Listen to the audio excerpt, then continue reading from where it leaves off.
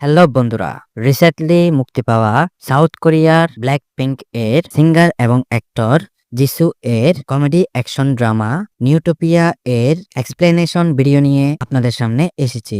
আজকে আমি এক্সপ্লেন করব নিউটোপিয়া সিজন 1 এর এপিসোড 1। তাহলে চলুন দেরি না করে আর মূল ভিডিওতে যাওয়া যাক। এপিসোডের শুরুতেই আমাদের একজন সার্জনকে দেখানো হয়, যার নাম হচ্ছে লি জো ইয়ং।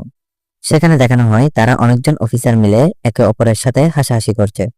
সেখানে দেখা হয় 18 জুন 2026-এ সে ডিসচার্জ হচ্ছে এবং দেখা যায় সে তার গার্লফ্রেন্ড ইয়ং জো এর সাথে একটা ব্রিজে দেখা করছে, কিন্তু দেখা করতে করতেই হঠাৎ তার ঘুম ভেঙে যায়। আসলে এতক্ষণ সে যা দেখছিল সব সে ঘুমের মধ্যে স্বপ্ন দেখছিল। ঘুম থেকে উঠে দেখে তার অফিসার তাকে ডিউটির জন্য ডাকছে এবং তারা সেখানে ডিউটিতে চলে যায়। ডিউটিতে গিয়েই সে রাত 3টায় লুকিয়ে লুকিয়ে তার মোবাইল থেকে তার গার্লফ্রেন্ডকে কল দেয়। তার গার্লফ্রেন্ড তখন ঘুমাচ্ছিল। তার গার্লফ্রেন্ডকে তার মা ঘুম থেকে তুলে দেয় এবং বলে, এত রাতে তোর বয়ফ্রেন্ডকে কল দিতে মানা করবি। তখন জানা যায় তার গার্লফ্রেন্ড তার ম্যানেজারের সাথে এবং স্টাফদের সাথে মিলে অনেক ড্রিঙ্ক করে এবং ম্যানেজার এবং স্টাফরা তাকে বাসায় দিয়ে যায়। সেগুলো শোনার পরে তার বয়ফ্রেন্ড অনেক রেগে যায় এবং কল কেটে দেয়। সে যখন কল কাটে তখন দেখে তার অফিসার তার পিছনেই দাঁড়িয়ে আছে। সে যাকে চেক দেওয়ার জন্য রেখেছিল আসলে সে নিজেই ঘুমাচ্ছে। কিছুক্ষণ পর সকালে দেখানো হয় তাদের স্টাফ কমান্ডার তাদের সকলকে ট্রেনিং পিরিয়ড করাচ্ছিল। সেখানে তাদের মধ্যে একজন ঘুমাচ্ছিল, তাই তাদের সকলকে শাস্তি হিসেবে 67 রাউন্ড দৌড়াতে বলে। পরের সিনে দেখানো হয় তার গার্লফ্রেন্ড অফিসে যায়। সেখানে তার একটা কলিগের সাথে দেখা হয়।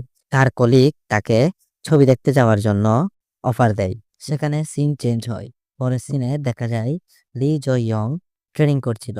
সেখানে লি জো ইয়ং এবং তার বন্ধু গাইডেড মিসাইল নিয়ে সিঁড়ি দিয়ে উঠছিল। সিঁড়ি দিয়ে ওঠার সময় পা পিছলাকে মিসাইলটি সেখানে পড়ে যায় এবং তাদের মিশন অনুযায়ী তারা সকলেই সেখানে মারা যায়। তারা অন্য সকল কমান্ডার থেকে বয়সে বড়, কিন্তু তারাই বেশি ভুল করে। সেখানে পরের সিনে দেখানো হয় তারা একটা লিফটে করে নিচে নামছে এবং তাদের স্কোয়াড লিডার তাদের চারজনকে জিজ্ঞেস করে তাদের কাজ কি। সেখানে স্কোয়াড কমান্ডার উত্তর দেয়, অপ্রত্যাশিত দুশমনদের আক্রমণ থেকে সোল শহরকে রক্ষা করার জন্য টাওয়ার 77 এর সবচেয়ে উঁচু স্থান থেকে শহরকে সারাক্ষণ চেক দেওয়া এবং শহরের গুরুত্বপূর্ণ জায়গা, জনগণ আর এয়ারশিফটকে রক্ষা করা। তাদের সকলকে শাস্তি হিসেবে 77 তলা সিঁড়ি বেয়ে হেঁটে ওঠার অনুমতি দেন। তারা পুরো 77 তলা সিঁড়ি বেয়ে ওঠে। ওঠার পরে তাদের কমান্ডার তাদের থেকে মোবাইল নিয়ে নেয়। প্রাইভেট ফার্স্ট ক্লাস লি জো ইয়ং এবং তার বন্ধু প্রাইভেট হে ইন হো তাদের দুইজনকে বলে যেন তারা ভালোভাবে চলে। তারা বয়সে বড় এবং অন্যদের তুলনায় বেশি ভুল করছে। পরের সিনে দেখা যায় ইয়ং জো তার বয়ফ্রেন্ডকে মেসেজ দিয়ে কল না ধরার কারণে ক্ষমা চায়, কিন্তু তখনই লি জো ইয়ং এর মোবাইল নিয়ে নেওয়া হয়। দেখা যায় কমান্ডার এসে খাবারের জন্য একজনকে সাথে যেতে বলেন। তখন লি জো ইয়ং সাথে সাথে রাজি হয়ে যায়। তারা কথা বলে বলে নিচে নামে। মূলত এ টাওয়ার হলো একটি বড় ভিআইপি হোটেল। সেখানের উপরে তারা কমান্ডাররা থাকে, সেটা আসলে কেউ জানে না, যেটা গোপন। কিন্তু তারা খাবার আনে হোটেলের রান্নাঘর থেকে, যেখানে একজন হোটেলের স্টাফ সো জিয়ং এর সাথে দেখা হয়ে যায়। সে তাদেরকে বলে তাদের জন্য একটা আলাদাভাবে লিফটের ব্যবস্থা করে দেওয়া হয়েছিল। আপনারা সেখানে না গিয়ে এভাবে হেঁটে কেন আসছেন? এভাবে হেঁটে আসার কারণে ভিআইপিদের অসুবিধা হতে পারে। তখন কমান্ডার বলে, আপনাদের যে লিফটটা দিয়েছেন সেটা আসলে কাজ করতেছে না।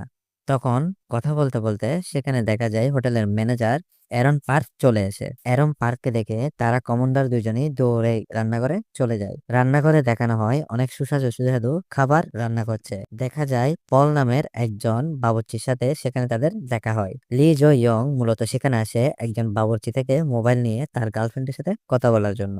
তখন সে একজন বাবুর্চি থেকে মোবাইল নিয়ে তার গার্লফ্রেন্ডকে কল দেয়। তার গার্লফ্রেন্ড তখন তার স্টাফদের সাথে লাঞ্চ করছিল।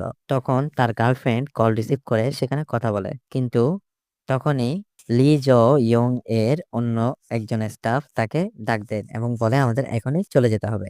সে তার গার্লফ্রেন্ডের কোনো কথাই শুনতে পারে না এবং তার গার্লফ্রেন্ডও তাকে কিছু বলার সুযোগ পায় না।